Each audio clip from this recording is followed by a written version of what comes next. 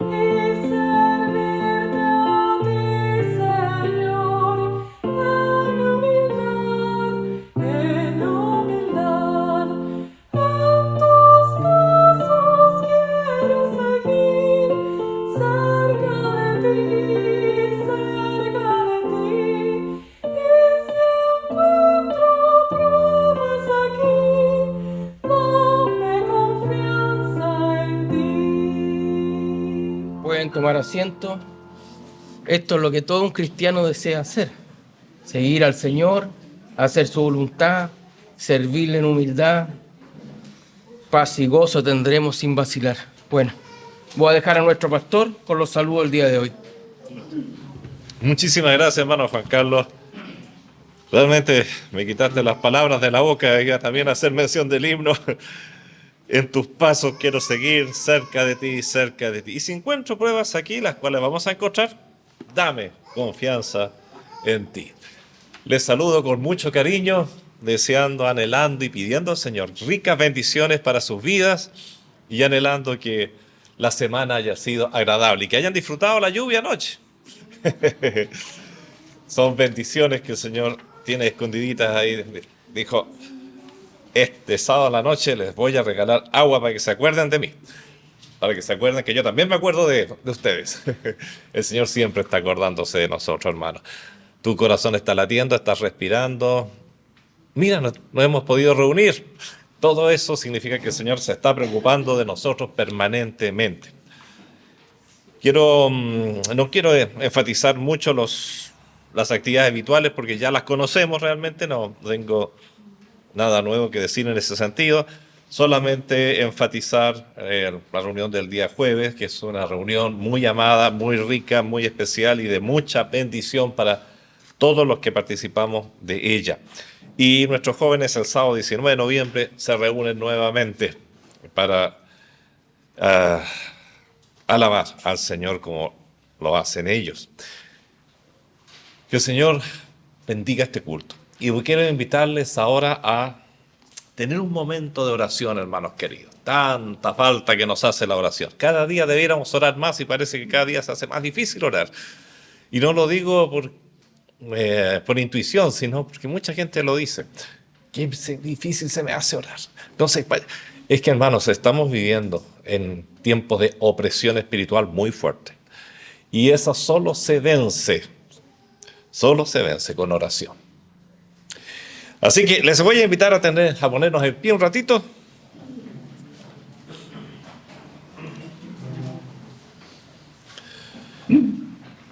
Queridísimo Padre Celestial, te damos gracias porque te tenemos a ti, Señor, quien eres todopoderoso, quien tiene, Señor, toda autoridad sobre la naturaleza, sobre la creación, sobre nuestras vidas.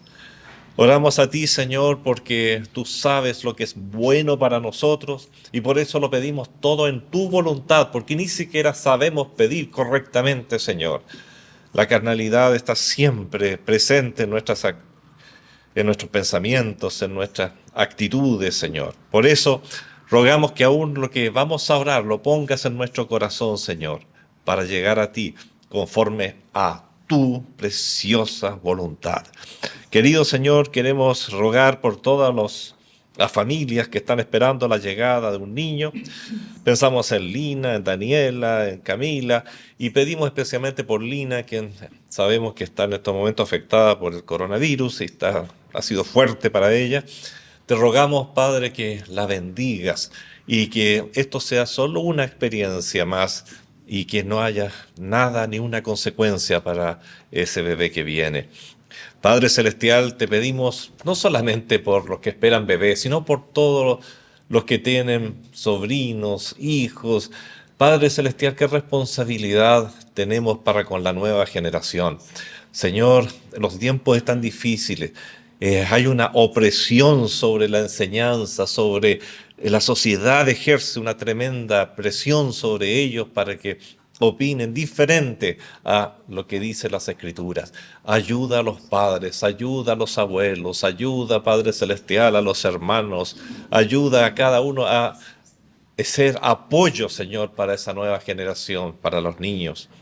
Padre Celestial, te pedimos por las consecuencias económicas que ha traído no solamente esta pandemia que estamos viviendo todavía, sino, Padre Celestial, todas las crisis en el mundo. Se nota que el mundo, Señor, va, tal como tu palabra lo dice, Señor, a concluir dentro de poco, Señor. Pero sabemos que tú tienes todo un plan y nada se va a adelantar a tu plan, Señor, a tu profecía. Por eso descansamos en ti, Señor. Pero te pedimos por todos estos hermanos, especialmente hermanos, Señor, pero también para todo jefe de hogar que esté pasando por crisis económica en estos momentos, que no tenga trabajo. Ayúdales, por favor, porque tú tienes el poder para hacerlo. No nos cabe duda, Señor. Señor querido, quiero pedir por todos esos hermanos en el mundo que están sufriendo y no pueden reunirse como nosotros, Señor. Padre Celestial, son tantos los países, solamente pensando en 10 de ellos, está Corea del Norte, Afganistán, Somalia, Libia, Pakistán, Eritrea, Yemen, Irán, Nigeria, India. Señor, podríamos seguir la lista 60 y leer fácilmente 50 más, pero Señor, tú sabes lo difícil que eso es ser un hijo tuyo en esos lugares. Te pedimos por ellos, Señor. Intercedemos por ellos. Nosotros que podemos hacerlo en voz en cuello, Señor, sin problema, reunirnos sin problema. Señor, qué privilegio y qué vergüenza me da el no aprovechar mejor estas oportunidades, Señor, que tú nos das. Cuando vemos la realidad de esos hermanos, Señor, que tienen que reunirse a lo más en secreto, a lo más entre 2 o 3. Padre, gracias. Te pedimos por nuestro gobierno que tú te manifiestes, Señor, y guíes a aquellos que tienen o han asumido los poderes del Estado, Señor. Guíales, Señor. Y te pedimos que cuides también a tus hijos que sirven en las Fuerzas Armadas, que sirven, Señor, en servicios policiales, Señor. Protégelos, porque, Señor, nos damos cuenta, y por eso lo repetimos muchas veces, el enemigo está actuando muy agresivamente. Gracias, Señor. pedimos bendigas este culto en todas sus formas y te pedimos, Señor, que esta bendición se extienda al resto de la semana, Señor. Que tengamos una semana en la que cada día nos despertemos, Señor, sabiendo que estamos tomados de tu mano. En el nombre de Jesús. Amén. Buenos días, hermanos. Continuando con el culto del día de hoy, corresponde la lectura bíblica. Y la lectura bíblica está en Marcos, capítulo 4, versículos 35 al 41. Dice así: Aquel día, cuando llegó la noche, les dijo: pasemos al otro lado. Y despidiendo a la multitud, le tomaron como estaba en la barca, y había también con él otras barcas. Pero se levantó una gran tempestad de viento, y echaba las olas en la barca, de tal manera que ya se anegaba. Y él estaba en la popa, durmiendo sobre un cabezal, y le despertaron y le dijeron: Maestro, ¿no tienes cuidado que perecemos? Y levantándose, reprendió al viento y al mar: Calla, enmudece. Y cesó el viento y se hizo grande bonanza. Y les dijo: ¿Por qué estáis así amedrentados? ¿Cómo no tenéis fe? Entonces temieron un gran temor y decían el uno al otro: ¿Quién es este que aún el viento y el mar le obedecen? Amén. Muchísimas gracias, hermano Rolando, por esa lectura maravillosa que también se encuentra en los otros evangelios sinópticos, es decir, Mateo, Marcos y Lucas. Se destaca en esta lectura, destacan estos evangelistas, el que Jesús se encontraba en una barca con sus discípulos. Y a pesar de estas circunstancias, se levanta una gran tempestad. Son azotados por una fuertísima tempestad, la cual el Señor luego calma con su palabra poderosa. Por lo dicho, podemos entender que el pasaje, como conjunto de lecciones, está apuntando hacia aquellos en los cuales el Señor ya navega, aquellos en los cuales Él vive. Es, por lo tanto, fundamentalmente un mensaje dirigido a los creyentes, a las personas que ya le han dicho al Señor: Señor, por favor, sube a mi barca. Dicho de otra manera: Señor, entra a mi corazón, vive en mí. El Señor ya está en la barca. Entonces, tiene una especial importancia para aquellos que ya han recibido a Cristo como su Salvador personal. Lo primero que vemos es Jesús en la barca, ahí en Marcos 4, 35 y 36. Dice: y aquel día, cuando llegó la noche, les dijo: pasemos al otro lado del lago. Y despidiendo a la multitud, le tomaron como estaba en la barca, y había también con él otras barcas. Para graficar un poquitito este episodio, siempre es útil colocarnos en el escenario y considerar que estábamos allí en Galilea, en la playa, en el mar de Galilea propiamente tal, y este mar, que realmente es un gran lago, tiene 20 kilómetros de norte a sur y 12 kilómetros de este a oeste, para que nos ubiquemos. Y eso es la parte más ancha. Y suelen levantarse en este lago tremendas tormentas. Ahora, Jesús con sus discípulos iban navegando de oeste a este, para ser más exacto, hacia el sureste de la zona donde estaban allí en Galilea, hacia el sector de Gadara. Un lugar no simpático, pero que muestra la misericordia de Dios. Imagínense nuestro Señor Jesucristo, que tenía un ministerio tan estrecho, tantas cosas que hacer en tan poco tiempo, un ministerio tan complejo, se toma el tiempo para ir a Gadara. ¿Por qué? Porque había una persona, y quizás dos, y un pueblo incluso, que lo necesitaba. Qué lindo, qué hermoso, hermano querido, que el corazón del Señor. El Señor dice que viene primeramente a las ovejas perdidas de Israel. Sin embargo, se toma su tiempo para ir a ver también a esta gente que no vivía conforme a las costumbres de Israel. Ellos, en muchos sentidos, no tenían ni guardaban la fe del judío. De hecho, bueno, pero no vamos a ir a ese episodio. Ese episodio viene después, pero solamente para comentarles y ver la grandeza del corazón de nuestro Señor. Esa gente, ustedes ven que apacentaban cerdos. Los judíos no podían ni siquiera tener cerdos porque eran animales inmundos, no lo comían. Así que bueno, ya ahí ya vemos la tremenda diferencia. Por eso era una zona de endemoniados, era una zona muy complicada, pero el Señor fue porque alguien le necesitaba. Así que ahí estamos en el mar de Galilea, navegando hacia Gadara, y se levanta una tremenda tempestad. Una tempestad muy llamativa sobre la que volveremos más adelante. Si bien lo que estamos considerando son hechos reales, la Biblia habla de hechos reales, la Biblia es literal, la Biblia habla de cosas históricas. Es un gran documento de historia, de hecho. Pero también es cierto que vemos en todos estos elementos grandes símbolos y metáforas que encierran lecciones prácticas para la vida cristiana, para el diario vivir. ¿Qué significa? ¿Esa tempestad sucedió? Claro que sucedió, pero significa algo más.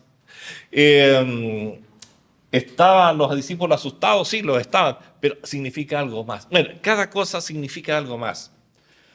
Como decía en la introducción, el hecho de que Jesús se encontraba en una barca con sus discípulos, a diferencia de otra oportunidad que también nos menciona Marcos en el capítulo 6, en que Jesús iba caminando en medio de la tempestad y estaba fuera de la barca, iba caminando en el agua.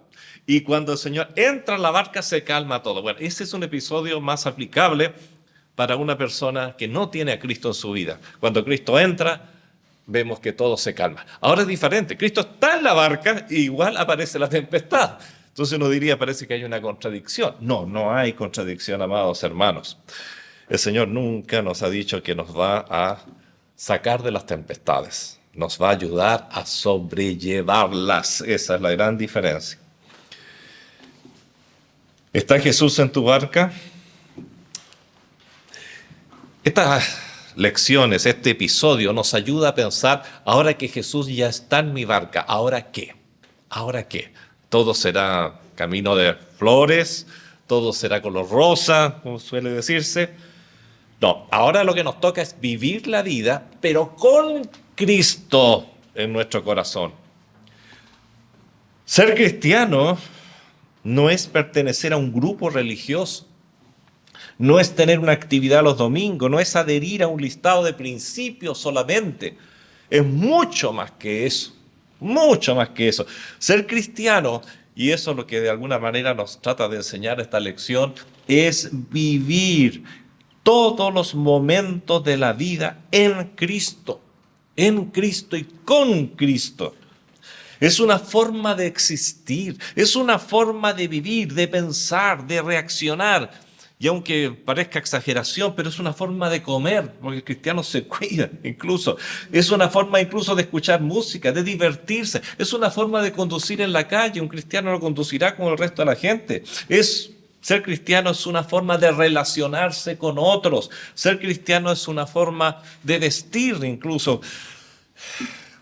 Un tremendo tema que generalmente no es muy simpático, pero cuidado con las modas, amados hermanos, porque las modas no siempre nos llevan hacia lo que Cristo quiere. Pensemos que nosotros hablamos, somos cartas vivas, dice el apóstol Pablo, y una carta viva que habla con todo lo que es. Y por supuesto que el vestir siempre, absolutamente siempre, desde los tiempos más primitivos, ha traído un lenguaje. El vestir es lenguaje. Decimos algo. Por eso el cristiano tiene que cuidarse aún en eso. El cristiano tiene que cuidar sus maneras de celebrar, de hablar. Bueno, por eso decía, es una forma de vivir. No es solo tener a Cristo en el corazón. No es solo tener a Cristo en el barco. Hay que saber vivir la vida cristiana con Cristo. Cómo enfrentar la prueba, cómo enfrentar la tempestad. Ahí está la diferencia. Bueno, volvamos a nuestra tempestad, a nuestro episodio. Vemos en Marcos 4:37, como dice la palabra, que se levanta una gran tempestad de viento y echaba las olas en la barca de tal manera que ya se anegaban. Mateo, recuerde que están en los 3 evangelios, de hecho, agrega otros elementos, dice que las olas cubrían la barca y no eran barcas como las que se hacen ahora, inundibles, sino que eran barcas que se podían hundir muy fácilmente, especialmente con estas tremendas tormentas, especialmente esta tormenta que pareciera tener un origen incluso sobrenatural. Muchos autores así lo piensan. Recordemos que nuestro Señor iba hacia una zona de demonios, especialmente muy concentrada ahí los demonios, y es muy probable que Lucifer y su gente haya dicho, no, ahí no va a llegar, no nos va a ir a molestar Jesús, lo vamos a detener en el camino. Es muy probable, por muchos elementos que aparecen en esta historia, que haya tenido un elemento sobrenatural. Bueno, hermanos, ¿te sientes identificado? Las tempestades se levantarán en la vida, cosas que tú no esperabas. Porque estas tempestades, las que se suelen levantar en el mar de Galilea, y especialmente estas, son muy espontáneas. Nadie se hubiera echado a la mar si hubiese visto una tempestad, si hubiese visto un viento contrario. Era muy peligroso. Por lo tanto, eso ya nos dice algo. Mira, las tempestades se levantan cuando menos lo piensas. No se planifican. Sabemos que se levantarán y se levantan, y quizás estás viviendo tempestades en este mismo momento en tu vida. Tener a Cristo conmigo, como lo diré una vez más, no garantiza que no tendremos estas tempestades. Pero hay una gran diferencia, y lo hemos dicho varias veces. Alguien nos acompaña. Alguien que nos acompaña, qué lindo es como lo dice y lo presenta Hebreos. En Hebreos 13, 5 y 6 dice, mira qué bien, de manera que podemos decir confiadamente, y voy a leer de antes, sean vuestras costumbres sin avaricia, contentos con lo que tenéis ahora, porque Él dijo, esta es la importancia, esta es la diferencia de la tempestad con Cristo y sin Cristo. Él dijo, no te desampararé ni te dejaré. Qué lindo, qué diferente. De manera que podemos decir confiadamente, el Señor es mi ayudador. No temeré lo que me pueda hacer el hombre. No temeré lo que pueda hacer el hombre. Qué importante, esa es la gran diferencia. Estos discípulos, muchos de ellos pescadores, pensemos que la gran mayoría de los apóstoles eran de Galilea, la gran mayoría de los discípulos eran de Galilea, muchos de ellos pescadores, estaban acostumbrados a las tormentas, las evitaban. Pero habían pasado muchas tormentas, estoy seguro que Pedro, que Juan, que varios de sus discípulos, Andrés, etc., Santiago, habían pasado muchas tormentas, pero nunca antes habían pasado una tormenta con el Señor a bordo. Y parecía que ahora que tienen al Señor a bordo, la tormenta es peor que las otras, porque están a punto de anegarse. Hermanos, ¿qué tormentas has vivido tú o estás viviendo quizás en este mismo momento? Partiendo por las enfermedades, partiendo por las injusticias en el trabajo, partiendo por decepciones quizás en el matrimonio, siguiendo por decepciones con los hijos, persecuciones religiosas. Uy, hay tantos hermanos que podrían darnos cátedra sobre esto. Caída de líderes a los cuales admirábamos. Sí, yo tenía una fe ciega en este hermano, pero mira cómo cayó y cómo voy ahora a confiar. Y se nos olvida que cada uno tiene su propia relación con el Señor. Bueno, Reveses en los negocios, pues si todo iba tan bien, confiaba tanto en esta otra persona. Y mira lo que está pasando. Problemas no buscados ni esperados con la justicia, pero si yo me he tratado de portar transparente ante la justicia, ante todos, tengo un testimonio excelente y sin embargo mira el problemazo que tengo ahora. Accidentes, etcétera. Hay muchos tipos de tormentas. No sé cuál será la que estás pasando en estos momentos, pero el Señor sí la sabe. Lo importante es ir con el Señor en el barco. Eso hará la diferencia completamente. Los discípulos acuden a Jesús. Dice en Marcos 4:38, leo de la Biblia, y él estaba en la popa durmiendo sobre un cabezal. Y le despertaron y le dijeron, Maestro, ¿no tiene cuidado que perecemos? Esta tempestad, queridos hermanos, al igual que en el caso que consideramos el domingo pasado, allí en Juan 9, tenía un objetivo. El Señor dijo referente a ese ciego, si ustedes recuerdan, ellos le preguntaron, ¿quién pecó, este o sus padres? Y el Señor dijo, no, ni este ni sus padres. Es para que las obras de Dios se manifiesten. Juan 9:3. Esta tormenta también serviría para que las obras de Dios se manifestasen ante ellos, ante el mundo. Y recordemos, se nos olvida cómo empezó esta porción. La primera parte decía que habían otras también embarcaciones con ellos. Así que habían testigos que rodeaban al barco donde iba Jesús. Pues bien, considerando los detalles que aportan los evangelios sinópticos, es decir, Mateo, Marcos y Lucas, algunos concluyen, y al final uno también termina concluyendo, que ellos no despertaron al Señor porque esperaban un milagro. Y eso lo vemos especialmente al concluir el episodio, porque mira cómo termina después que el Señor hace el milagro, en el verso 41, me voy a adelantar, que cuando el Señor calma todo, dice, entonces temieron con gran temor y se decían el uno al otro, ¿quién es este que aún el viento y el mar le obedecen? O sea, no esperaban el milagro. Así que aun cuando en Mateo 8:25 está la expresión, Señor, sálvanos que perecemos, es una expresión, parece que nace más del deseo de que el Señor los salve que de la fe y seguridad de que el Señor los iba a salvar. Tenían que aprender mucho todavía los apóstoles, como mucho tengo que aprender yo, y quizás ustedes también. Yo no los puedo juzgar, pero yo sí sé que tengo que aprender mucho del Señor. Me falta, mi fe todavía es muy pequeña, y estos hombres estaban muy lejos de ser lo que fueron después. Es cierto que Jesús dormía, demostrando así la literalidad de su naturaleza humana. Perfecto Dios, perfecto hombre. 100% Dios, 100% hombre. Una persona, dos naturalezas se unían en él. Estaba cansado.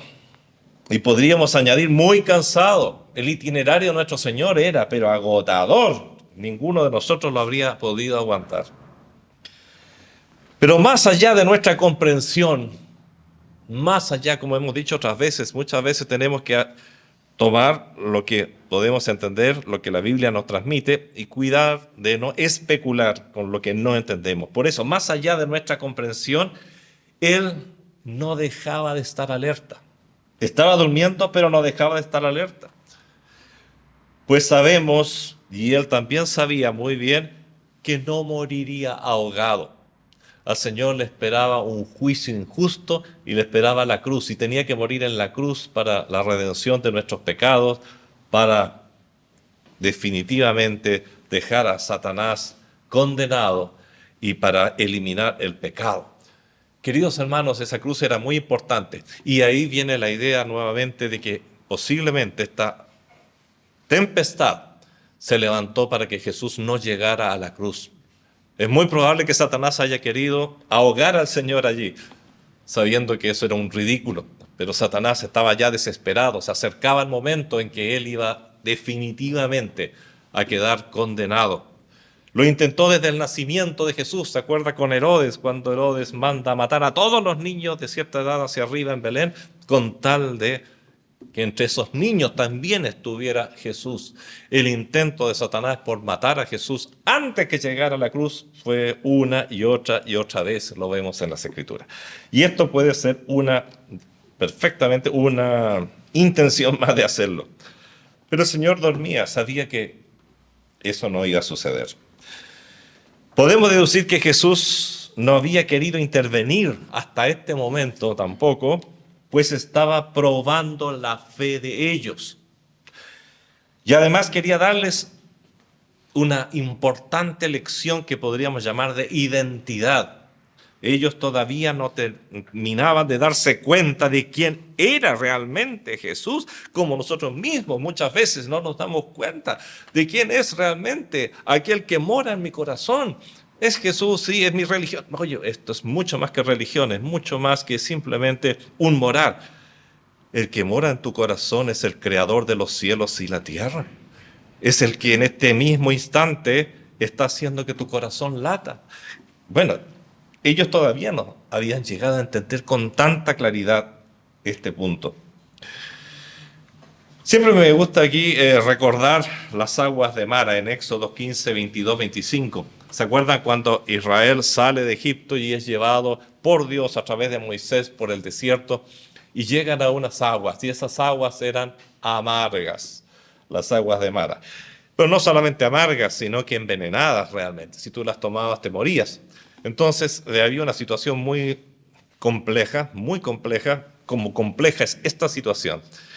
Y en la situación compleja era un pueblo, una multitud de casi 3 millones de personas en medio del desierto encuentran agua y el agua está envenenada. ¿Qué significaba eso? Muerte para los 3 millones de personas, es decir, no había más aguas cercanas.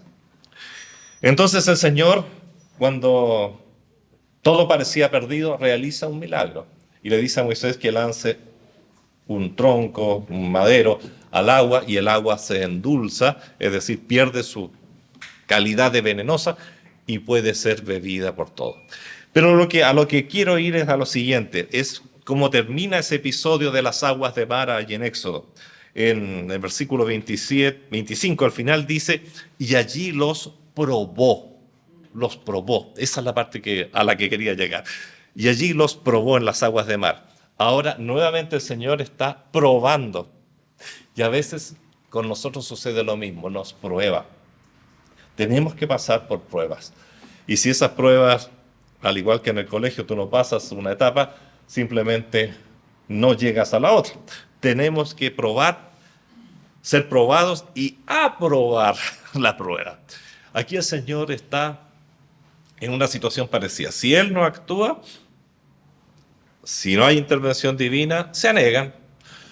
Las aguas cubrían la barca, el bote. Si Él no actúa, están muertos, como en las aguas de Mara. Y allí el Señor los estaba probando. Él estaba durmiendo. Vamos a ver qué hacen estos hombres, a ver si han aprendido algo de todo el tiempo que he estado con ellos. Para ellos, lamentablemente, como para muchísimos cristianos, Cristo era solo un pasajero importante en su barca. Y a veces para nosotros pasa lo mismo. Jesucristo es un personaje importante en mi corazón, pero nada más. Pero es mucho más que importante. Mucho más que importante. Para muchos, Cristo es el invitado de honor del hogar, en lugar de ser el dueño del hogar. Es aquel cuyos consejos trato de seguir, en lugar de ser aquel cuya palabra, cuya voluntad es mi razón de ser.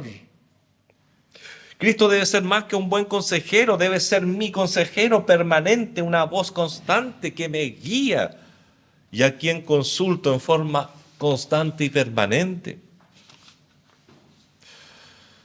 Lamentablemente no pocos cristianos lo son de temporadas. Me voy a poner un poco irónico aquí. Algunos cristianos son nabome. ¿Qué significa eso? Recuerdan a Cristo y a su iglesia solo para los nacimientos, bodas, la M, muerte, y la E, enfermedad, los nabome. Siempre aparecen en la iglesia. Hay una presentación al Señor y se llena la iglesia, tenemos que poner más banca. Al domingo siguiente han desaparecido todos los nabome. un funeral, por supuesto, aparecen todos los nabomes. Además existen los napares, y esos son otro tipo de cristianos que también pueden ser de los otros. Son asiduos a la iglesia para los recordatorios. Napares, Navidad, para la Semana Santa, Día de Pasión y Resurrección. Aparecen para los grandes recordatorios de la fe cristiana. En realidad abundan los nabum y los napares. Son dos tribus de cristianos que solo buscan en Cristo un bendecidor, un aquietador de conciencia religiosa, un elemento de unión social, pero no el guía de sus vidas, Ojalá que no seamos ni napares ni nabomos. Volvamos a nuestra barca. Se termina la ironía. Jesús entra en acción y les instruye desde la barca. Ahora ya estaba listo el escenario para nuevas lecciones. Desde que Jesús entró en mi barca, Él me ha enseñado. Esta función es básicamente realizada por el Espíritu Santo, quien me guía, ilumina e instruye desde el mismo día que invité al Señor a entrar a mi vida. Antes de entrar a mi vida también me hablaba, pero sus palabras eran de ofrecimiento de arreglar mis viejas cuentas, ofrecimiento de una vida abundante, ofrecimiento de llevar mis cargas, ofrecimiento de librarme del infierno. Luego de entrar en mi barca, el Señor me instruye, pero esta vez el cómo vivir esa vida abundante que antes me ofrecía. Ahora me dice cómo hacerlo. Me instruye sobre cómo debo navegar por la vida, sobre el cómo cumplir con los propósitos que Él tiene para mi vida, etc.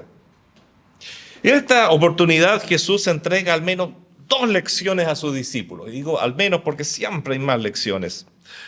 El 39 dice, y levantándose, reprendió al viento y dijo al mar, calla, enmudece.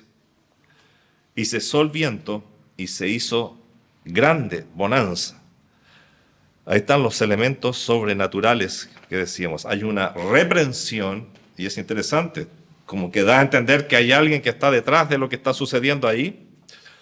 Le dice al mar, calla, enmudece. Dicen los expertos en griego que la idea es como que puso bozal al mar. Y esta grande bonanza no es normal ni natural, porque cuando cesaban los vientos, cesaban paulatinamente. Esta bonanza fue algo abrupto, sobrenatural. Estamos frente a un cuadro totalmente sobrenatural. Y la primera lección tiene que ver con su identidad, como decía adelante. Era importante que los discípulos terminaran de entender quién era el que estaba con ellos. Es importante que nosotros también entendamos, no terminemos de entender, pero por lo menos entendamos un poco más cada día quién es el que está en nuestro corazón. El poder que tiene, el poder con el que contamos. Y ellos tenían que entenderlo. Los cristianos debemos entender. Jesús no es el que cuelga de la cruz que está en algunas casas o en algunas iglesias o en algunos cuellos. Jesús es el Dios omnipotente, creador del cielo y la tierra y todo cuanto en ellos existe. Ese es mi Salvador, ese es mi Jesús. Jamás un Jesucito. No es un Jesucito, es un Jesús con mayúscula. Un Jesús con mayúscula. Es Dios todopoderoso, amados hermanos, el que le dice a Lázaro, Lázaro, ven fuera, y Lázaro resucita instantáneamente, restaurado íntegramente, que le dice al mar, enmudece, y el mar enmudece, que le dice a los vientos, cesa, y el viento cesa. Ese es mi Jesús, y ese Jesús debe ser entendido por todos sus hijos. Es el que murió por mí en la cruz del Calvario. Jesús es el sostenedor de la creación, no solo el creador, sino el sostenedor de la creación. es el que en este mismo instante está haciendo latir tu corazón, funcionar tus riñones, tu hígado, todo, todo, todo. Él es el sostenedor de la vida. Ese es mi gran Jesús, mi gran Jesús. La segunda lección tiene que ver con la fe y el poder que mora en cada creyente. ¿Habrían ya aprendido su lección estos discípulos? ¿Cuánto tiempo el Señor había estado ya con ellos a estas alturas? Habían visto tantas cosas. Si uno mira hacia atrás las Escrituras, cuántas cosas. Pero todavía no habían aprendido. Todavía no habían aprendido. Ay, ay, ay, sí, la paciencia del Señor. ¿Hasta cuándo debo soportaros? Dijo en alguna oportunidad. ¿Cuántas veces un padre deja que sus hijos se acerquen a ciertos peligros? Se acerquen para ver cómo se comporta, pero siempre manteniendo ellos una cierta distancia para estar listos a socorrerlos. A ver si mi hijo aprendió que no tiene que meter los dedos al enchufe. Y lo miro y se acerca al enchufe y estoy listo para quitarle la mano.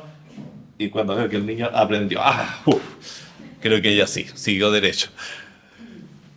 Hay una clásica prueba, ¿no?, de subirlos a una mesa y en forma de juego invitarles, ¡salta! ¡Cham!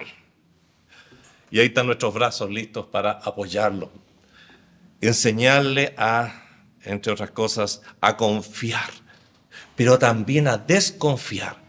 Porque al mismo tiempo que le digo, salta, y lo recibo, y establezco un vínculo de gran confianza entre padre e hijo, entre yo y él, le digo, pero esto no lo hagas con nadie más. Con nadie más.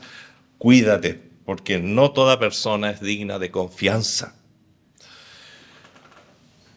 Lamentablemente, estos tremendos hombres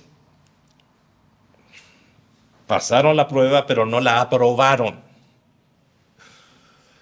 Por lo que vemos después, hay muchos capítulos más en los evangelios después de este episodio, descubrimos que todavía a ellos les faltó mucho.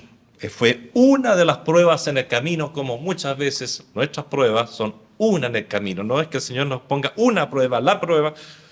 Muchas veces nos coloca varias porque tenemos que ir aprendiendo y tenemos que ir pasando de grado en grado, creciendo. Debo decir, por mi experiencia pastoral, que son innumerables los cristianos que no pasan los exámenes que Dios permite para evaluarle y para asignarle nuevas tareas, para pasarlo a otra etapa de la vida cristiana. Y entonces estos cristianos siempre dicen que fome es la vida cristiana. ¿Fome? Por tu culpa. ¿Por qué no pasas? ¿Por qué no creces? ¿Por qué no te desarrollas? ¿Por qué no aumenta tu fe? ¿Por qué? Porque tú te has mantenido, porque no has pasado ninguna prueba, te mantienes ahí. Qué fácil es culpar al Señor. ¿Cuántas veces viene la tormenta y en lugar de orar, en lugar de separar tiempo extra para buscar a Dios en forma especial, en lugar de ayunar si fuese necesario, ¿qué hacemos?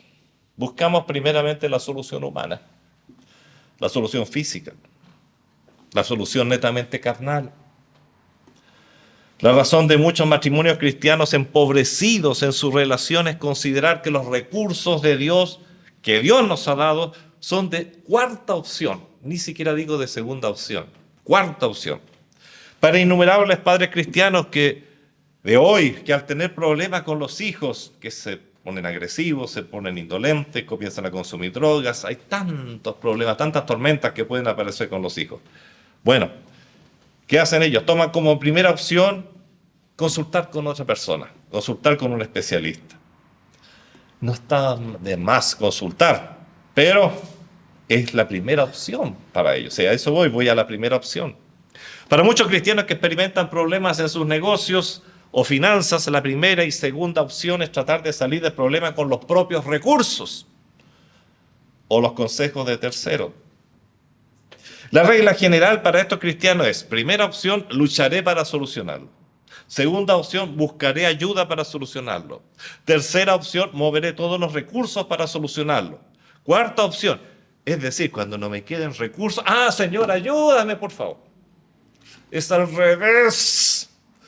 Se empieza diciendo, Señor, tú sabes lo que está sucediendo, tú sabes que es complejo, y antes de pedir cualquier ayuda y consejo, pido tu consejo, tu ayuda, tu dirección.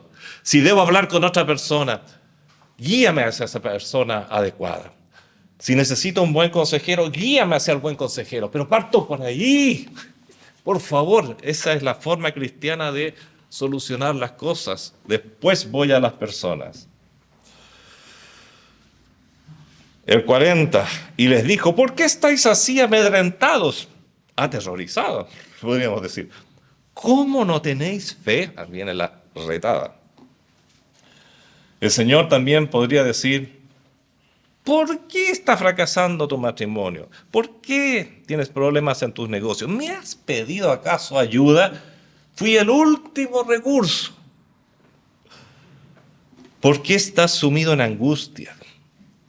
¿Pero me has pedido ayuda? La ayuda del Señor no como la cuarta opción, sino como la primera. Esto es lo natural.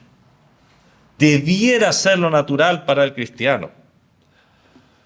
El cristiano es un ser que ha vivido la experiencia sobrenatural de nacer de nuevo. No existe cristiano que no haya vivido un milagro. Y el milagro principal, fundamental, que da base a cualquier otro milagro es el haber nacido de nuevo, del Espíritu. Si no se ha producido este milagro en ti, entonces eres un cristiano de nombre, de herencia.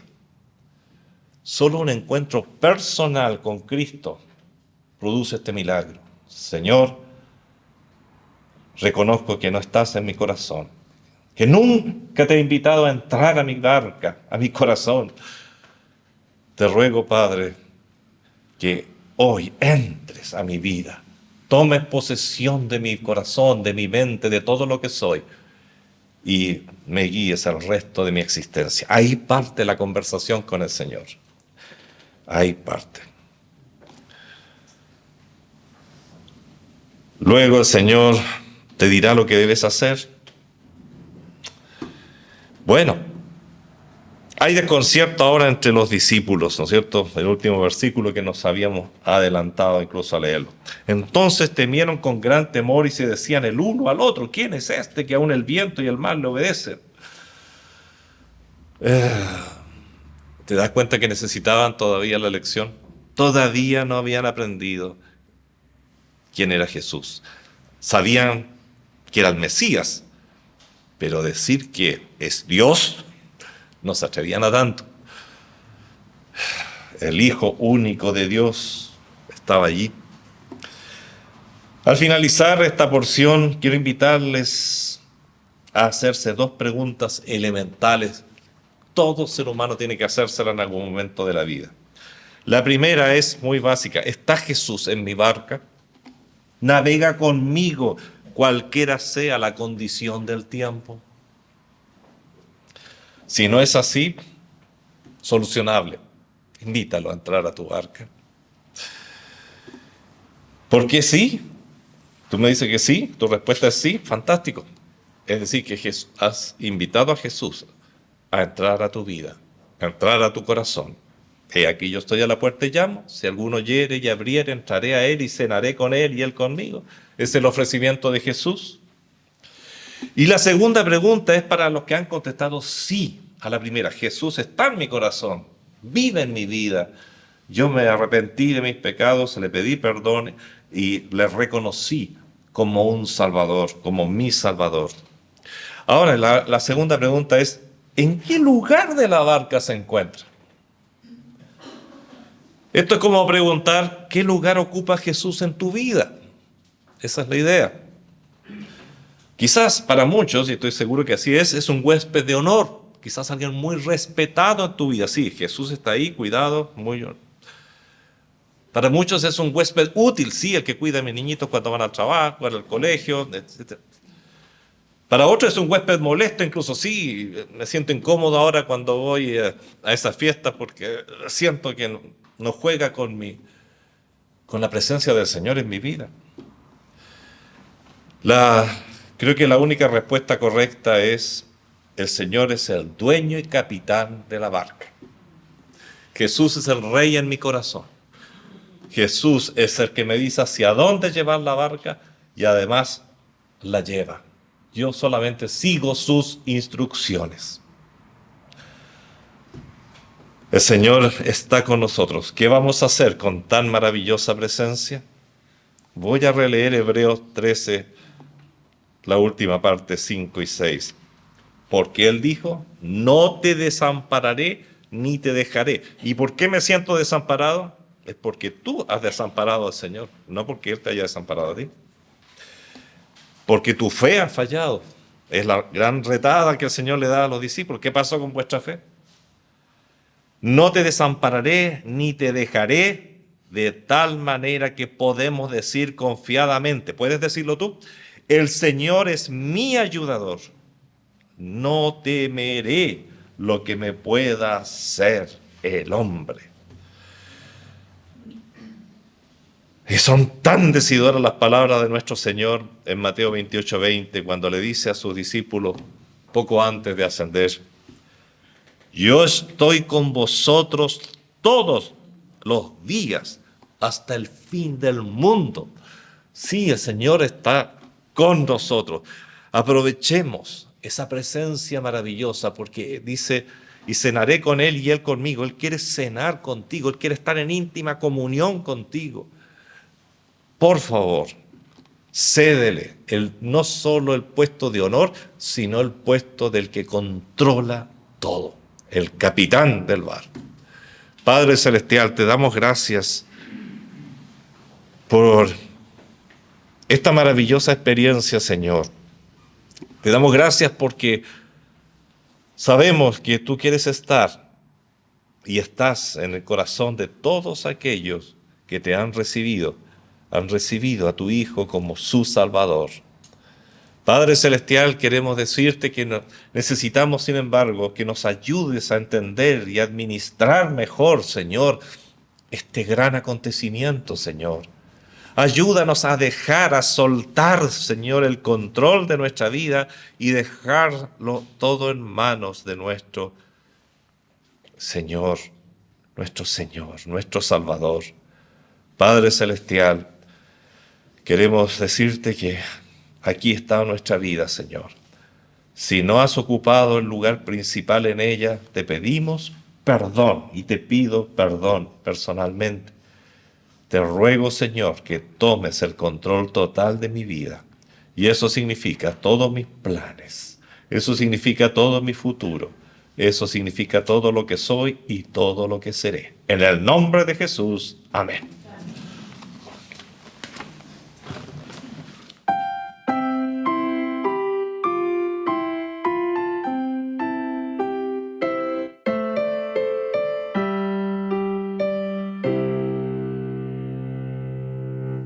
Me guía Él con cuanto amor, me guía siempre mi Señor. Al ver mi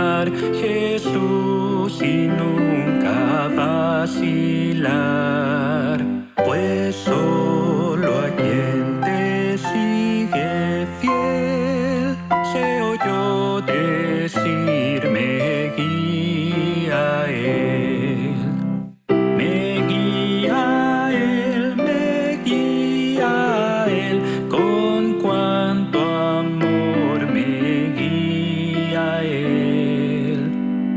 No abrigo dudas ni temor, pues me conduce el buen pastor. Y mi carrera al terminar, y así mi triunfo al realizar, llegando al cielo vencedor, lo daré al buen pastor. Me guía él, con cuánto amor me guía él. No abrigo dudas ni temor, pues me conduce el buen pastor.